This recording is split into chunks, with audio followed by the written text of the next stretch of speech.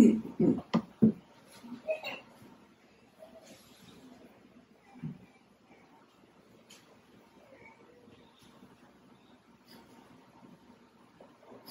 tayo po ay maging mapagpasalamat sa Panginoon dahil sa kanyang salita na binuksan at ipapahayag po sa atin. In case we tend to forget how precious that is, what if the Lord had willed na walang salita ngayon na tayo matatanggap, maybe because of ourselves mismo, that we are not able to make it, we are not willing to listen, or kahit ako, bilang mga preacher, wala rin ako naihanda dahil sa aking kapamaran o dahil sa aking kasalanan o pagiging hypocrite. So we thank the Lord na tuwing binubuksan sa atin because biyaya lamang niya na hindi po napuputol ang supply ng salita po para sa ating lahat. And also we're thankful for the reminder din kayo na binigay ni Josh sa kanyang devotion about being in a battle. Ganun ka-importante yung equipment na ito is specifically designed to serve a purpose. Kaya po ng sinabi Josh kanina, even the shoes, yung kaliga, yung footwear ng isang Roman soldier is meant to plant his feet firmly on the ground. At ito po ay hinalintulad ng Panginoon sa Ebanghelyo, o ni Paul sa Ebanghelyo. So that's the way we are stable. It's by the gospel. Because we are in a war. We are in a warfare na nakakalungkot yung war na ay hindi alam ng kahit maraming professing Christians. Akala ng iba, ang war is against poverty. It's war against yung anything that will not make you happy.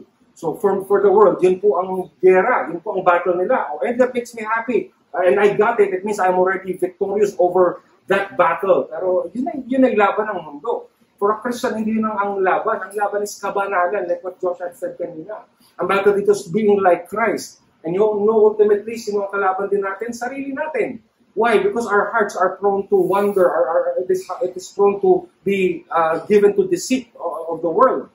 Ang mundo ay palaging sasabihin sa atin, itong kunin mo, itong maganda para sa iyo. Dito ka liligaya. And it takes your mind away from the will of God.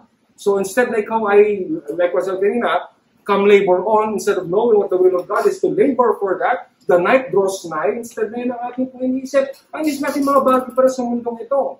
But again, the world will end, and we don't know when. Hindi magtatagal po ito. So we're in that battle. A battle that we should be willing to lose everything. Why? Because we have gained everything in the Lord Jesus Christ for all of eternity. So yun po ang readiness ng isang mananampalataya. Dahil yun po ang battle na kanyang nilalabanan. Yun ang pandirigma ng isang totoong mananampalataya. So again, don't yield to yung mga sinasabi ng iba na ang battle natin as Christians, you should be blessed here, you should be blessed there, dapat dito mangyari sa atin, dapat tagumpay sa lahat ng eras ng ating buhay. That is not so. Ang tagumpay po natin ay si Kristo. Ang ating pong laban ay kabanalan, hindi po yung kasaganaan sa mundong ito, hindi kaligayahan dito. And I hope that that's what also we're going to see in our message today. Because being a follower of the Lord Jesus Christ will really cost you. It will cost you. It will cost all of us if we truly are in Him. So tayo po ay manalangin at tayo ng tulong para po sa ating pakikinig at pagpapayag ng mensahe ngayong umaga. Let us all pray. Panginoon, kami po ay nagpapasalamat sa inyo dahil hindi niyo po kami hinahayaan na sumabak sa digmaan ng kami lang. Na hindi nga namin alam, Panginoon, ano ba yung digmaan na ito? Akala namin just accepting you as Lord and Christ as Lord and Savior, and that's already it. Ang battle namin sa ngayon is paano na kami maging maligaya dito. But not so. As we have heard in our devotion kanina, not only are we saved, but we are still being saved in a sense. We are being sanctified, being made more and more like the Lord Jesus Christ. And so Lord, ito po ang digmaan ng isang totoong mananampalataya. Contrary to what many prosperity gospel preachers are speaking, and even kulang ng pansin or nandiin sa ibang mga pulpito, Panginoon, naway niyo pong totoo sa amin ito, na ang buhay po namin ay hindi talaga amin, ito ay para sa inyo. And this is where we find our good, when we fight for this battle of holiness, being more and more like the Lord Jesus Christ, battling sin, and being more and more like your Son. So Lord, nawa ang aming mensahe ay maging tulong sa amin, that we are able to lay down everything at sa inyo, Panginoon, dahil alam namin na why are we afraid to lose even our lives when we know that we have eternal life in the Lord Jesus Christ for all of eternity. So bless us, Lord, today. Make this message clear as the sun para sa aming lahat. Nawa makita namin ng klarong-klaro si Kristo at aming pong tungkulin at ang aming pagtugon alang-alang sa Kanya. Kaya samahan niyo kami, Panginoon, sa oras na ito. Ito pong aming dalangin sa pangalan lamang ng aming Panginoon sa Kristo. Amen. So So ano po ang inyong ibibigay na kapalit sa isang bagay na gusto nyo pong makamit? Halimbawa po, if you love music and you want to learn or improve on your skill, in music, you would have to sacrifice some leisure time to achieve your goals.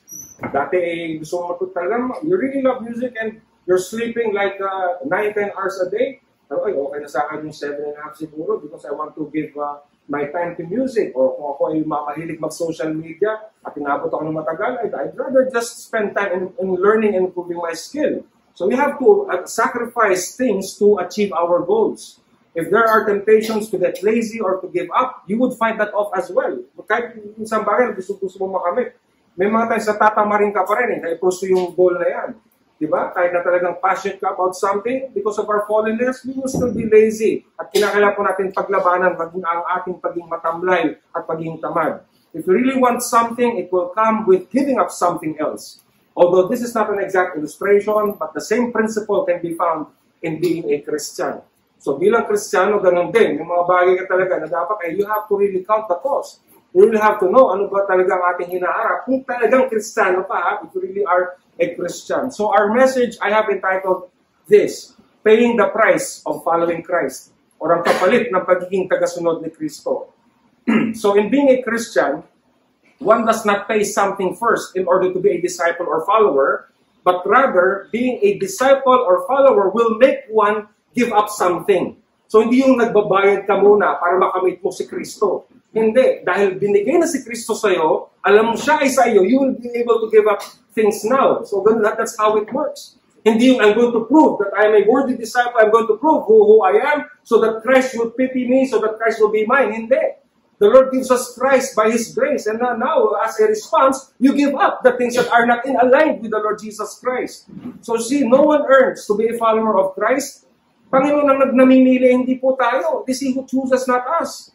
Pero kung ikaw talaga isang totoong believer, you would know that there is nothing more valuable than Christ and His kingdom, that a disciple would give up everything else, even his own life, if that is needed. It's like what the Bible is saying.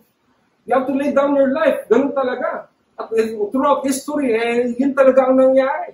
That there are many Christians in the early church who have given their life for the sake of the gospel. And so this is something rarely heard.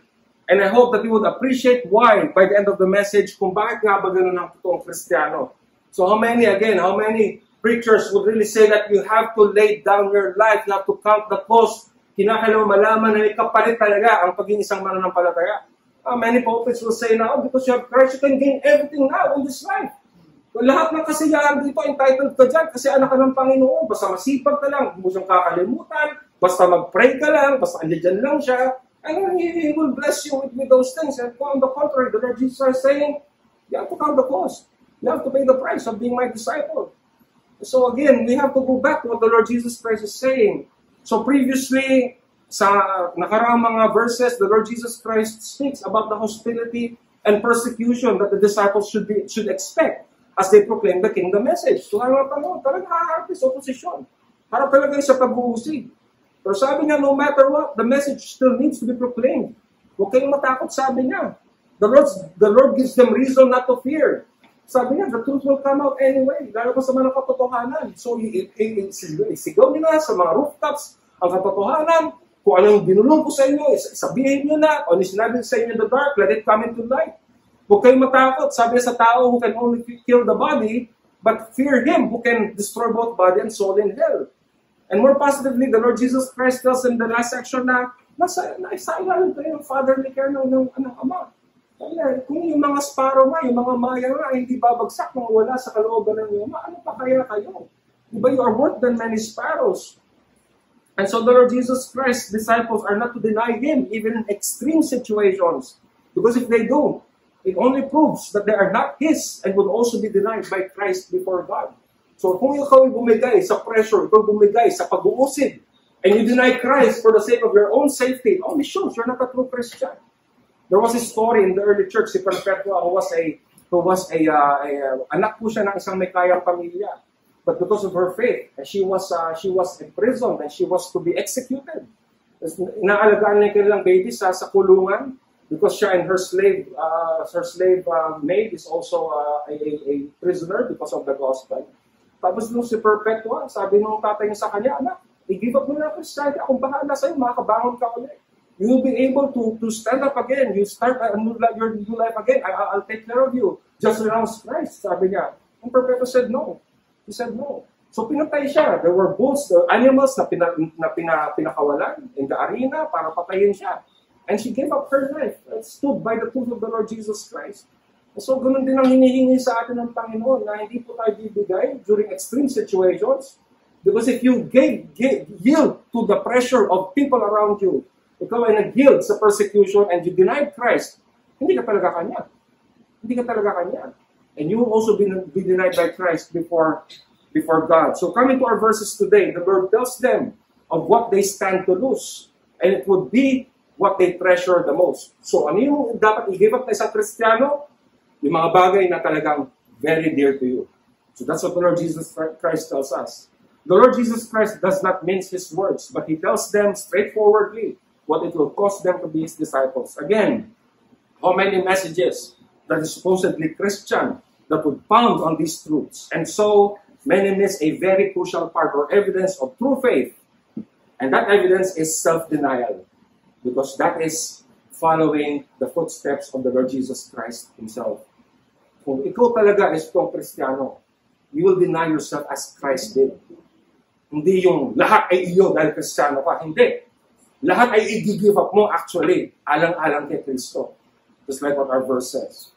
So may our message show us that losing everything in this life for Christ's sake actually shows possessing everything in Him forever. Well, that's the point. The reason why you're able to give up everything dear to you in this life is because you know you possess everything and even more in Christ for all of eternity. So dalawang bagay na dapat natin ma-avoid. One is romanticizing poverty because of Christ. Others naman parang, dapat mahirap ka lang dahil ikaw ay Kristiyano. Yung pala si Sir Panginoon, let us not romanticize that. So let's avoid that. The other extreme we should avoid is glorifying prosperity naman, also because of Christ. What I hope that we are going to see in our message is a fair and balanced take that does not deny the difficulty as we follow Christ, and yet we will still choose Him no matter what. Kumbaga realistic tayo. Hindi tayo dito para i-glorify neither poverty nor riches. Hindi yun. Hindi natin i-romanticize ang poverty. But rather we'll see that ito talaga nangyayari sa buhay natin. Yung mga bagay na we have to give up, alang-alang kay Kristo, we will see that in our message today.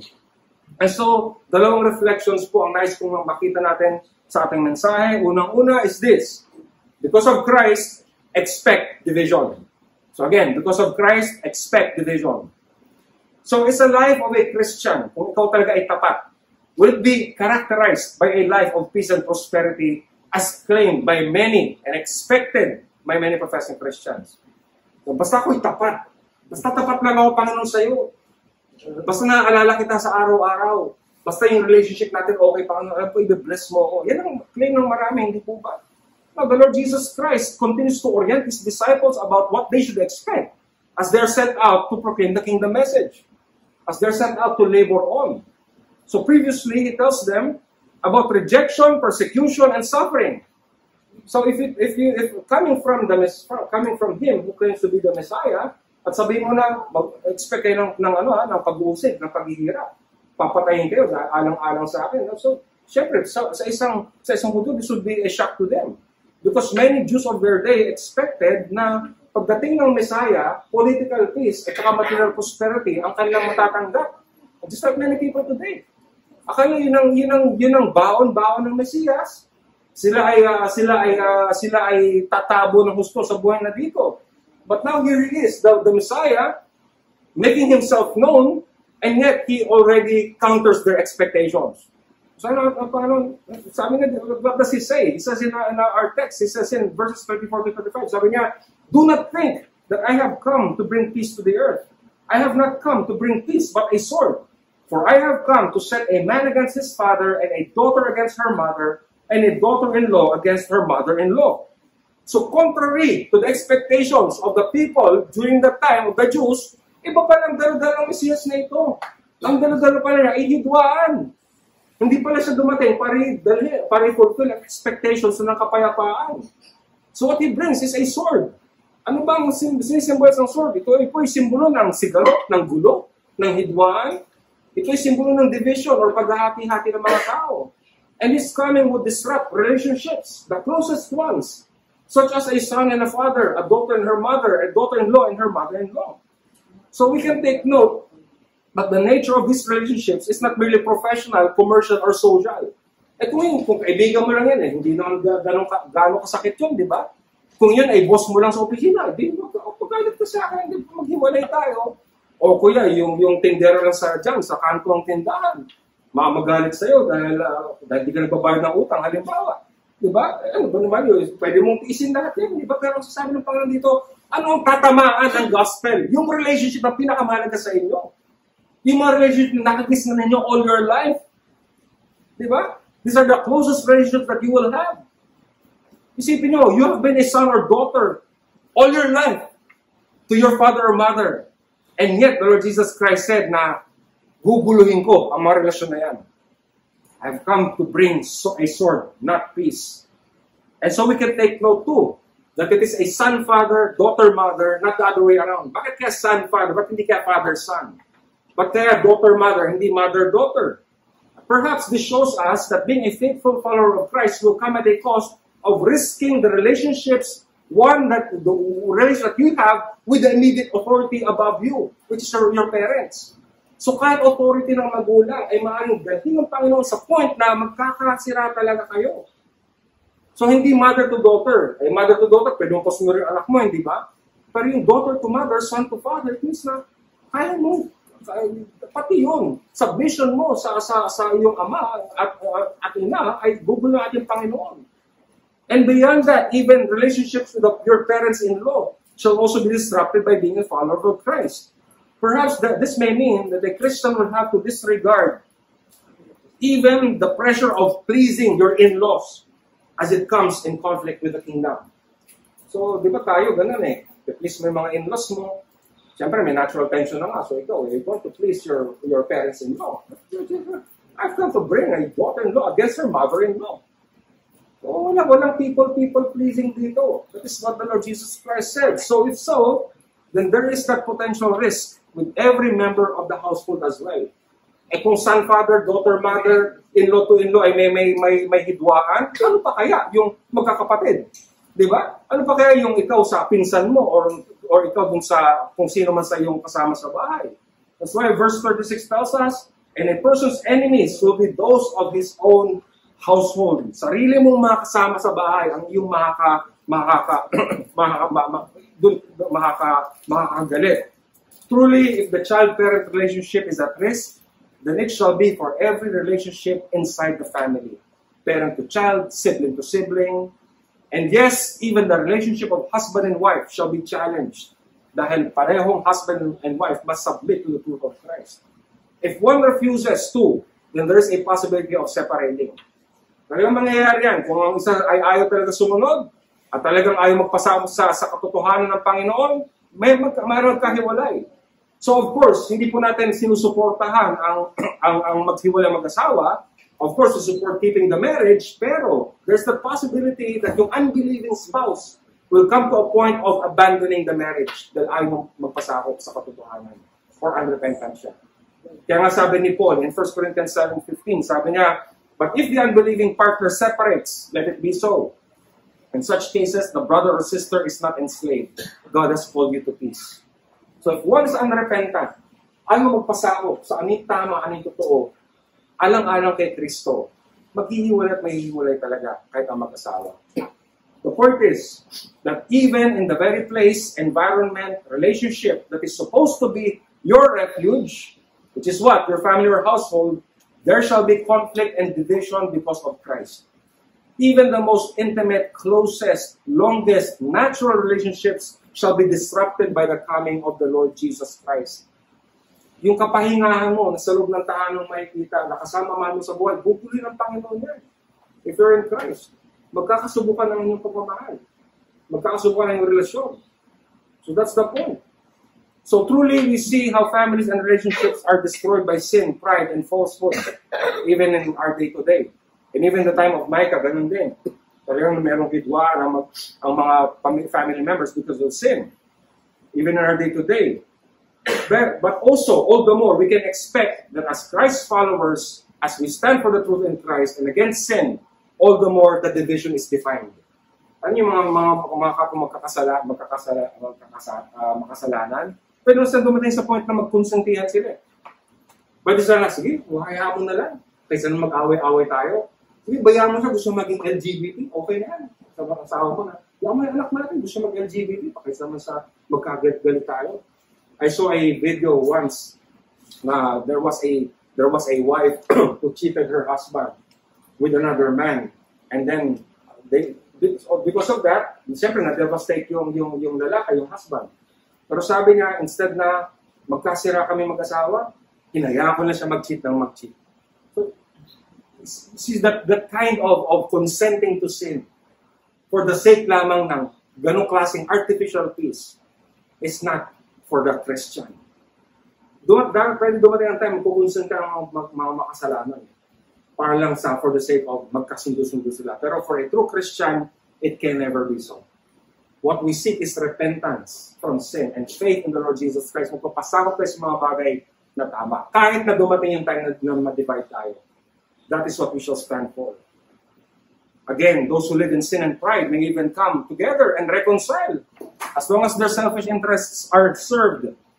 And they may even conspire against a family member who truly follows Christ. Ngayon mo sa ulog ng isang pamilya, lahat nagkakasala. Lahat gumagawa ng kalokohan. Mula sa ama hanggang sa bunso, halimbawa. Mayroong naging Christian doon. Ngayon, yung iba, napaka-harsh mo naman. Okay lang yan. Kung talaga magmahalan tayo, ikaw harsh ka, out ka. So that can happen. Even family members can conspire against the Christian. Why? Because the Christian loves the truth. He loves repentance. He loves Christ. Pero yun ba yung maging dahilan para magkahiwa-hiwalay sila? And personally, yan po yung aking dinaranasan. Even me, even in this church for all these years, yun talaga ang nangyayari. Because we stand for the truth, talaga magagalit ang tao sa'yo. Now, we cannot separate peace from the Lord Jesus Christ. Hindi naman talaga ito ang hangarin ng Diyos, ano? He came here for peace. Sabi sa Luke 2:14, glory to God in the highest, and on earth peace among those with whom He is pleased. When the Lord Jesus Christ was born, the Lord Jesus Christ said, peace I leave you, my peace I give to you, not as the world gives, do I give it to you. Let not your hearts be troubled, but neither let them be afraid. So sabi niya, I give you peace, but not according to the world. Hindi yung kaisipan ng tao ng kapayapaan. The Lord Jesus Christ is the Prince of Peace. Isaiah 9 tells us, for to us a child is born, to us a son is given, and the government shall be upon his shoulder, and his name shall be called Wonderful Counselor, Mighty God, Everlasting Father, Prince of Peace. So totoo naman na may peace na kasama ng ating Panginoon na dala-dala niya. Pero yung peace niya is not according to man's terms. Hindi yan yung magmahalan tayo.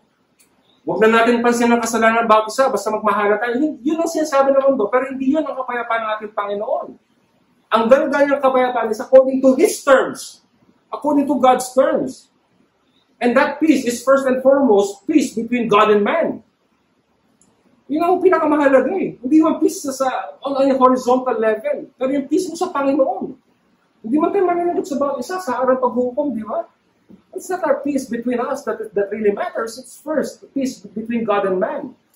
And the terms are repentance from sin and submission to Christ. That is His terms. Hindi negotiable ang peace na ito. Hindi ka pwedeng tumawag. Ang terms ng Panginoon, magpasakop ka sa akin. Iwan mo yung kasalanan mo. So in their day, it was being made clear that one does not come to God through one's effort of righteousness, but only by God's mercy.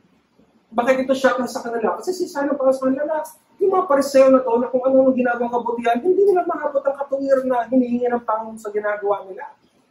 Yun ang ginagawa ng tao hanggang ngayon. Gagawa ka ng kalokohan, pero tatapalan mo magandang bagay. Hindi mo tatalikurin yung masama mong ginagawa, yayakapin mo yung kasalanan mo, pero tatapanan mo ito ng good works. Hindi ba ganyan ng tao? Hindi ba't din ang mga pariseo nung araw, hindi ba't din yan ang tituro ng simbahang katoliko, hindi ba't ganoon din naman tayo naturally? That you would embrace your sin. You don't want to leave your sin. You don't want to repent. What you just want to do is that you just cover it up with your good works. Ang tawag doon, self-righteousness ang tawag po doon. Diba? But the Lord Jesus Christ telling us, wala kang magagawa para maging matuwid sa harapan ng Ama, kundi isa pa maginan lamang ni Kristo. And what does the cross tell you? You have to repent from your sin. You cannot love the cross and your sin at the same time. Diba? You have to abandon your sin, your pride, your selfish pleasures. You have to submit to the rule of Christ who died for our sin. It would mean death to the world and living for the will of God. Ito yung mensahe na sinasabi ng isang totoong Kristiyano, kaya galit sa kanya ang mga tao sa paligid niya. That's why they will have to face that division, son to father, daughter to mother, in-law to in-law. Why? Because we bear a message of faith and repentance from sin. At yun ang ayaw ng mga tao. Dahil atin pong tinitira ang idols ng puso natin. We expose the idols of our hearts. Yung pagpapahumali mo sa pera, sa trabaho mo, sa pride mo, sa yabang mo, sa mga bagay may pagmalaki. Kung ikaw ay gwapo or maganda, pinigayabang mo yung looks mo. Diba? Or you're so proud of yourself. You want people to itaas ka ng Panginoon. Gusto mo kilalanin yung talino mo. And all of those things. At yung titin na ebanghelyo. Wala kang may itaas sa pagiging ganyan mo. You have to repent of that. You're living for yourself. The gospel exposes the idols of our hearts, and people hate that. Especially in our day, kung saan ang immorality, sensuality, greed, and pride are even worse. People simply want to keep all of their sin and just find their own way to God. O kahit bading ako, kahit tomboy ako, pero mabait naman ako tumutulong sa pamilya. Siguro naman sa mata ng Panginoon, may value naman yan, ano? This is what people do. Sa halip na ilagay niya ang kanyang kasalanan sa paanan ng krus ni Kristo. Magmamalaki sila sa magagawa nila. It's like saying that I don't need Christ. I just need myself to make myself right before God. And that's an insult to the gospel. Eh, ba't pa namatay si Kristo? Kaya pala ng tao dito sa kanyang sarili. So rin ang ginagawa ng tao ngayon. Gagawa siya ng sarili ng paniniwala at religion para lang makip niya yung kanyang sariling kasalanan. They hate the gospel message. Kaya nga, yung messengers ng gospel will be hated. They will face the risk of losing the privileges, the enjoyment, the happiness they once had in the presence of their loved ones. Why? Because of the gospel. Hindi man tayo nagseselan. Ang gusto lamang po natin, may lagi sa tama lahat ng bagay. Magpasakot kay Kristo. Pero ayaw ito ng tao. What people want today is to be understood of their situation as they live in compromise. Intindihin mo kasi ako, ito kasi yung kalagayan ko. Wala kasi kaming pera, kaya dito we're living in sin. Pero kinakailangan gawin. That's what people want to do. Ang palagi na pinipili, what is practical, what is advantageous para sa kanila. And many of these people identify as Christians. And when they are confronted of sin, if they are told to repent and trust in the Lord Jesus Christ, they get angry. It happens to the closest of relationships, and sadly even among those who are already in the church. So then, may we be aware that with faithfulness to the gospel, expect strife and division. And at the same time, beware that you do not fall into the same error and foolishness of those who refuse to submit to the Lord Jesus Christ. Baka ganun din tayo. Baka mayabang na tayo. One day, kumprontahin tayo sa ating mga kasalanan, turns out ganun din pala tayo, just like those people. So beware. Expect na talaga na magkaroon talaga ng hidwaan dahil kay Kristo. As people are willing to risk relationships and life for the sake of their sin and selfish interests, Christians are willing to do so for the sake of their repentance and faith in the Lord Jesus Christ. Ang mga tao ngayon, magpapakadalubhasa sa lahat ng bagay kahit masama, sumikat lang sila. Sumikat lang sila. They will hide from their loved ones yung mga bagay na ginagawa na just to continue in their sinful pleasures. So ipapagpapalit nila, pati mahal sa buhay, kung kinakailangan, pas matupad na yung mga gusto na mangyari. Di ba ginanong ng tao naman? Sa Kristiyano ba? Dahil mahal natin sila, because we love these people, we are willing to even risk that relationship. Because because we love them. We don't want to be apart from them. Yun nga lang, risky pa rin yan. Because that will bring division and strife among family members because of Christ. So again, that's the first reflection. Because of Christ, expect division. If that is not your experience, maybe you have to know now that that's the reality. Meron talagang ganun mangyayari. If you are faithful to Christ, there will be enmity even within the home because of our faithfulness to the Lord Jesus Christ. First reflection. Second reflection, because of Christ, embrace self-denial. Again, because of Christ, embrace self-denial. Binigyan ng Panginoon ang Ten Commandments sa kanyang bayan, where the very first commandment pertaining to human relationships is the fifth commandment, which is to honor your mother and father. And even in the face of persecution, the Lord Jesus Christ would tell his disciples na love your enemies and pray for those who persecute you. So you see, sa turo nating Panginoon, wala namang question na magmahal tayo. Walang question, mahalin mo ang asawa mo, ang anak mo, magulang mo, makaibigan mo, di ba? Even your enemies, the Lord Jesus Christ tells us to love. However, the Lord Jesus Christ makes it clear that your loyalty and allegiance is to Him alone. To Him alone. Si Luke, mas shocking yung presentation ni Luke sa kanyang gospel. Sabi sa Luke 14:26, sabi niya, our verse today, kay Luke naman, ito sabi niya, if anyone comes to me and does not hate his own father and mother and wife and children and brothers and sisters, yes, even his own life, he cannot be my disciple. So you see, hindi ito choice that you make in the name of ideology or conviction. Meron kang religious conviction kaya you hate your mother and father. Hindi naman. We must be careful and honest not to use anything in order to justify our rebellion in disrespect to parental authority, or we are going to risk relationships kasi meron tayong selfish agenda at ginagamit pa natin ng religion para dito. Hindi po. I know of someone who has been living against parental authority and other authorities. That person uses every imaginable justification to do so, including religion.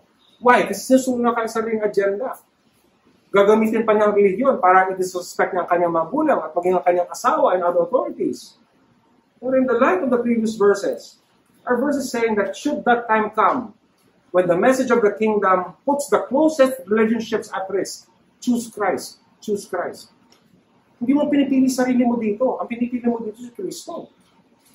Again, from our first point, expect that being faithful to Christ would mean division even inside the home. And when worst comes to worst, ang ating pagmamahal kay Kristo ang dapat manaig. Hindi pagmamahal kanino man. Maging sa sarili nga eh. Kaya you have to give up your own life. So if there would be our unquestionable allegiance and loyalty, it should be Christ at hindi po kanino man. Christ's disciples must trust in God and what He is doing and what He may do as we honor the Lord Jesus Christ above all. In fact, loving Christ above anyone else is how we will also love other people. Ng totoo. Hindi mo natin nalalagay ang mga tao na kapantay ni Kristo or mas mataas kay Kristo, and then we say, kasi mahal na mahal ko yung asawa ko eh. Hindi. Mahal mo dun sarili mo. Ayaw mo lang maistorbo, kaya pinagbibigyan mo yung gusto ng asawa mo o gusto ng anak mo. But when you put Christ and you love Christ above all, susunod ang lahat ng pagmahal mo sa inyong mahal sa buhay sa tamang paraan. If you really are concerned about the welfare of other people, you will take a stand for the truth. You will risk relationships dahil you want them to be in the truth as well. Kaya ka nga maninindigan eh. Because you want to make an impression that ito ang tama kasi gusto ko yung mapadala dito. That's why you make a stand. Once upon a time, we were just starting, early years na CGC. Hindi pa clear sa amin ang concept ng Lord's Day. But I was already beginning to see the value of Sunday as the Lord's Day. Yung mga kamag-anak ko, lalo pag tuwing Pasko, mag-schedule ng family reunion yan araw ng linggo. Palaging ganun. So for many years, sorry, hindi makapunta kasi it's the Lord's Day. So mga tito-tita ko, mga pinsan ko, they're all complete. And then they would gather on the Lord's Day, family reunion. I would say, pasensya na, I cannot make it. And then you know what? Eventually, binago na rin nila. Hindi na sila nagkikita ng linggo. Di ba, aling Sabado, mapuyat kami lahat, pero wag lang na Sunday. So you see, making a stand will give the impression that you're taking the Lord's Day or the Gospel seriously. So ganun po talaga yun. That's how we need to stand for the truth. I-risk mo ang mga relationships natin with people because you want them to know the truth. And since then, although hindi ko din alam how the Lord is working in their hearts, whenever may family reunion kami, syempre hindi na Sunday, no? Usually Saturday night yan or Friday night. They would ask me, Hubert, can you prepare a short message for the family? God will do so. I mean, you see, pag kayo ay bumibigay kayo sa presyo ng mga tao sa paligid nyo, hindi nyo sila mahal. Hindi sila mahal. We don't love them.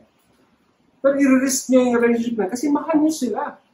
Our love for Christ and love for others are not mutually exclusive. You only learn to truly love others the right way if you love Christ. Kung sasabihin mo kasi mahal ko yung asawa ko, hindi mo talaga siya mahal. Kaya inuuna mo siya kaysa kay Kristo. Hindi mo siya mahal. Mahal mo yung sarili mo. It is our love for Christ that teaches us to love our mother and father. It is our love for Christ that teaches us to love each other and even our enemies. Kaya kahit nakaaway mo, alam mo paano mahalin eh. Dahil mahal mo si Kristo. So you see, hindi sinusuportahan ng Diyos dito na kalabanin mo magulang mo, kalabanin mo yung asawa mo, your brother, your sister. The Lord is not saying that. The Lord is not saying na magrebelde kayo against authorities or parents. Gamitin yung ideology ninyo or religious conviction as a pretext to disrespect them. No. Rather, we simply risk relationships as we show our allegiance to the gospel with hope, prayer, and labor that the people we love would repent of their sin and come to Christ one day. Why? Because we love them. We want them to be in the truth. Hindi po tayo mangingimi sa pagtayo sa katotohanan, making a stand. Hindi tayo mangingimi and speaking the truth against their sin. We're not going to shrink back from telling them their need of a Savior. Exactly because we love them. Exactly because we love Christ. So you see, it's only your love for Christ will make you also understand what it means to love others. Truly, the greatest commandment is to love God with all our being and to love our neighbor as ourselves. So, di ba din sila ng Panginoon sa atin? So if we truly love our father and mother, if we truly love one another, ang ating pong asawa, then we are willing to risk that relationship. If risking that relationship would mean their repentance and faith in the Lord Jesus Christ. Diba? I-give up ko. Sige, yung galit mo sa akin, sige na, instant na sa akin, pero ito yung katotohanan. At bakit mo manindigan dito? Kasi mahal kita. Ayaw kitang mapakama. Remember that it will never work in their favor if you please them at the expense of the truth. It will never work if we are afraid of them, that we shrink back from confronting their sin. As much as we can, let us make the people we love feel that they are sinners in need of Christ because time is ticking away. Kaya sabi nung kaninang awit na kinanta natin, the night draws nigh. The night draws nigh. We have to labor while it is still day. Habang may oras pa. Dahil alam kung kailan ang buhay po natin. That's why we cannot put anyone above Christ. If we do, then we do not really love them. And we do not really love Christ. We only love ourselves. And we are not worthy to be His disciples. Because after all, we are simply pleasers of men. It's like what Paul says in Galatians 1:10, for am I now seeking the approval of man or of God? Or am I trying to please man? If I were still trying to please man, I would not be a servant of Christ. You will observe that the reason kung bakit ang confrontation ay iniiwasan is because it is self-serving. Marami pong mga tao, hindi na kinokorek ang anak man nila, ang kanilang mga magulang, dahil natatakot sila of losing some perks or favor that they get from the person. Like what I've said last Lord's Day. Kasi tinutulungan niya ako pag ito, inaalalayan niya kasi ako. Pag sinabihan ko yan, magagalit yan, aalis yan. Ay, di ba ganoon tayo? Mahal mo talaga sarili mo. Hindi mo mahal yung tao. Kasi baka hindi na ako bigyan ng pera pagka sinabi ko sa kanya, ano pa naman, galante pa naman siya. Kasi palagi mo abuto ng ulam yun eh. Mamaya, pag di na ako, di na ako bigyan ng ulam. Kasi, that's what people do. Or, ayaw kasi ng gulo eh. Ako kasi, yung mapagpatawad ako eh. Ang mga panusot ng tao, nakatingin lamang sa sarili, how selfish. In the guise of love and understanding, what it really is self-love. That's why the Lord Jesus Christ talks about self-denial. Kasi ano tayo dito? Verses 38 to 39, sabi niya, And whoever does not take his cross and follow me is not worthy of me. Whoever finds his life will lose it, and whoever loses his life for my sake will find it. It is a mistake to think na ang lahat ng pinagdadaanan mo sa buhay na mahirap ay yun yung krus na pinapasan mo. Madalas kumanig sa mga tao yan, ito na yata yung krus ko. Diba? Kasi nawala ako sa trabaho, kasi nagkasakit ako malubha. This is the cross I am bearing. Akala nila ang cross is suffering in general. No. Bearing one's cross is a suffering that only Christians would choose to bear for the sake of the Lord Jesus Christ. So take note that it is a cross that you will consciously choose to carry. You have that option, pero pipiliin mo. Whoever takes up his cross, pipiliin mo na gawin ito. It is a cross that one takes up and willing to bear as he follows the Lord Jesus Christ. Sabi ng commentator, pag sinabi mo ito sa isang first century Jew, it would be very shocking. Ito yung cross sa atin, minsan na masyado na tayo na-desensitize. Ang cross, palamuti na lang yan sa kwintas, sa hikaw, di ba? Pinauso ni Madonna yan ng 80s na na-desecrate talaga yung cross and has become a picture na. And even in pop culture, yung mga religious symbols, but for the first century Jew, pag sinabi mong you take up your cross, that would be a shock to them. You know why? Ang crucifixion po ay isang favored punishment ng Roman Empire at ito ay horror sa mga Hudyo. Ito ay binibigay lamang sa mga political prisoners, mga slaves noong araw. It was the worst kind of punishment. Ito po ay bukod sa mahirap na siya, may dala-dala kang stigma pag ito ay i-crucify. Alam mo bakit? Kasi habang ito'y papalakad papunta dun sa place ng crucifixion, pagtatawanan ka, i-insultin ka ng mga tao. They're going to jeer at you, laugh at you, they're going to mock you, dahil ikaw nga isang salot sa lipunan. Bukod pa dun sa physical torture, yung mental and emotional torture sa'yo, ay yun din ang isang sinasabi ng isang victim of crucifixion. Sabi nga nung commentator kung meron mong pinaka-nakakahiya na mangyari sa'yo nung araw, sa pamilya mo, yung magkaroon ng family member na i-crucify. Kasi nakakahiya ang death ng crucifixion. He would suffer physical torture and public disgrace as he marched in procession towards the place of his crucifixion in the jeers and insults of the public. That's what it means to be crucified. That means to carry a cross. Huwag natin isa-sentimentalize na nagkasakit ka, cross siya Ikaw na may ganun, nagkasakit Diba? Ikaw may kagagawa sa sarili mo, napahama ka dahil sa sarili mo, then you say that's the cross that you bear? No. The cross that you bear is yung insult and disgrace that you're willing to go through because of the Lord Jesus Christ. The point is, to carry one's cross is to willingly embrace public disgrace and insult, following Christ to our very own death for His sake, if that is God's will. Yun ang dapat sa isang Kristiyano. At sinasabi natin, Panginoon, that is the path to life. So in our last verse, sabi niya, whoever finds his life will lose it, and whoever loses his life for my sake will find it. Pag patuloy mo pinapreserve ang sarili mo, pag palagi mong ine-escape yung suffering, and you always compromise, you always please people, it only shows you have not found Christ. One day, all of those self-preserving love will show that one is not truly a follower of Christ. You will lose your life and all that you have. Panghawakan ng mga relationships na yan, panghawakan ng mga luho mo sa buhay, panghawakan ng mga bagay na pinapahalagahan mo rito, you don't lay that down the cross of Christ, rest assured, you will lose that one day. If you find your life that way, you will surely lose that life one day on the day of judgment. Pero kung talagang nakita mo si Kristo, you'd be willing to lose all of your life, all what you have. And because why? Because you know that you have gained everything in Christ and even more for all of eternity. Kaya willing mo gawin yan.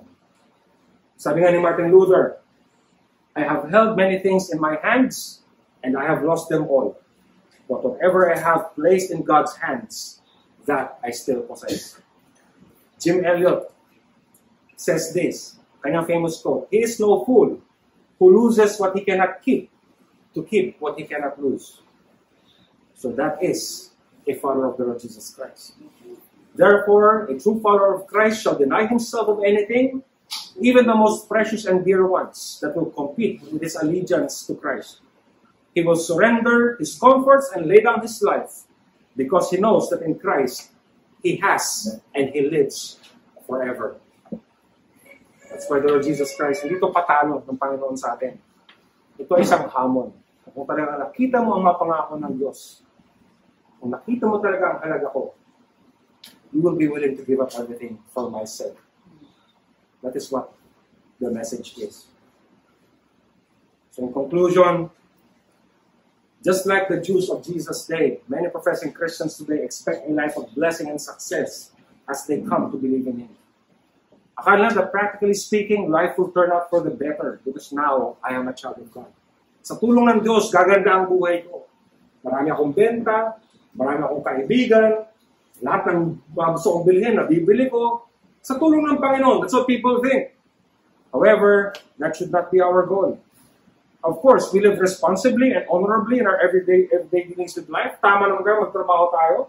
Tama talaga, mahalin mo yung mga tao sa paligid mo. Be at peace with them. Tama naman yan. The closest ones, you have the relationship, nurture that. But it's always for the sake of the Lord Jesus Christ. Kaya pag dumating yung time ng ridicule and persecution, if you have to give up everything for Christ's sake, you should be willing to do so. Whatever we have in this temporal life must not compete, but must serve the purposes of our Lord. If it is to serve the purpose of risking it, because of choosing to stand for the truth, then so be it. May we show that in whatever we have, be it relationships, possessions, or even life itself, may it show na mas mahalaga si Kristo sa atin kaysa kahit anong bagay, kahit buhay pa natin. It is our hope that by doing so, our life becomes a testimony ng isang totoong pagmamahal kay Kristo at pagmamahal sa ating kapwa. Kaya mga willing ibigay ang sarili mo at kahit na mamatay ka pa rin. Bakit? Dahil mahal mo si Kristo at mahal mo ang iyong kapwa. Kung ang iyong buhay ay magiging sacrifice para makita ng ibang tao si Kristo, then so be it. Why? Because you love them. Because you love the Lord Jesus Christ. Yung pagmamahal sa tao at pagmamahal kay Kristo, hindi magkahiwalay na bagay yan. Magkasama yan. That is the price of following Christ. If you think about it, that is a small price to pay. Yung buhay mo na taya mo, di ba? Even if you had 100 lives and you give that all to Christ, so be it. I have everything in Him for all of eternity. So because as Christ followers, we do not really lose anything that we give up. We only use it for what it really is for. In Christ, may we show that we prize Him, His kingdom, and our salvation more than anything, and we want other people to be with us in the glory of Christ forever. So yan po ang price ng isang pagiging disciple of Christ. Yan po ang kinakailangan natin pong harapin. There will be division, sigurado yan. There will be the challenge to lay down our lives, to lose it for Christ's sake. Darating yan. Pero then again, what do we really lose if we have eternity with our God forever in His glory? Ito ang tinitignan po natin. Yun po ang tinitignan ng isang totoong pagkasunod ni Kristo. Tayo po yung manalangin. Panginoon, salamat po sa inyong kabutihan sa amin. That you are again reminding us, Lord, of the things that we have to face if we truly are your children, if truly are your people. Na maraming lugar, Panginoon, na they pose as Christian, and yet hindi po ito ang kanilang itinuturo o pinapahayag. So sa inyong biyaya, Panginoon, ginawa niyo po itong may warag sa amin, and you have also shown us what we really have gained in Christ, so we're able to do all of these things. This is not really a sacrifice ultimately. It's only using these temporal things for what it really is for. It is for the glory of the Lord Jesus Christ. Kaya Panginoon, tulungan niyo po kami, nagawa namin mga bagay na ito, manindigan kami sa katotohanan, Panginoon, kung kami nga talaga ay inyo. Sa inyong biyaya, sa inyong tulong, ito po ay mangyayari sa amin. I pray, Lord, that this message that we have heard have served its purpose to challenge us to holiness, to Christ-likeness. We are in this battle, Lord, and the gospel as shoes for our feet makes us stand firm, even more so. Habang kami po ay intently nandito, Panginoon, lalo rin kami na napipirme, Panginoon, ready to face the battle that we are fighting in this life because we have the Lord Jesus Christ. We put on the Lord Jesus Christ, a must for us because we shall be facing every temptation from every quarter at manggaling sa kanyang puso, Panginoon. We will be tempted to yield to persecution. We will be tempted to yield to relationships. We will be tempted to just escape suffering and death. And yet, Lord, hindi ito para sa isang tunay na alagad ni Kristo. Sana, Panginoon, ay nakita namin the wisdom, your love, and your mercy and grace for us in our message, that we are able to give up everything for Christ's sake. This is our prayer, alang-alang sa ngalan niya lang. Amen.